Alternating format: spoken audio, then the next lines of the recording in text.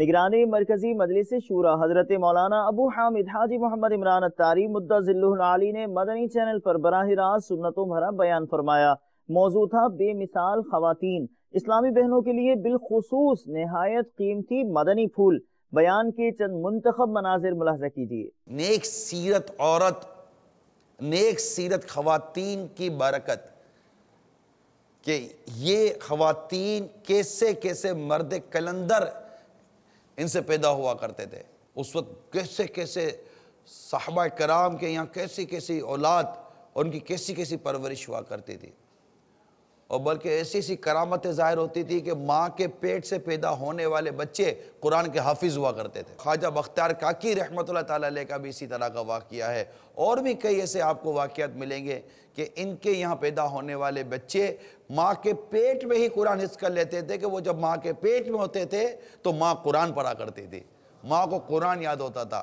آج کی طرح ہی عورتوں کی طرح یہ بے حیائی نہیں کرتی تھی، ٹی وی کے سامنے بیٹھتی نہیں تھی اور برائی اور بے حیائی کے کام نہیں کیا کرتی تھی، بلکہ اپنی اولاد کی پرورش میں ابھی سے ان کا کردار شامل ہو جایا کرتا تھا۔ میڈیکلی پوائنٹ آف ویو پر بھی دیکھ لیجئے کہ جب بچہ پیٹ میں ہو تو ماں کے عادات اور اطوار کا، کھانے پینے وغیرہ کا اولاد کے اوپر اثر پڑتا ہے۔ نیک لڑکے تفریح گاؤں میں نہیں ملا کرتے، نیک لڑکے یہ بے حیائی والی دعوتوں میں نہیں ملا کرتے، مدنی انعامات والوں میں ڈھونڈو تو وہاں ملے گا۔ آقا صلی اللہ علیہ وسلم کی سنتوں کے پیکر میں سے تلاش کرو گے تو وہاں آپ کو نیک ملے گا۔ یہ نیک ڈھونڈنے کے لیے ظاہر ہے جو چیز ڈھونڈنی ہے اس کو اسی جگہ پہ ڈھونڈا جائے گا۔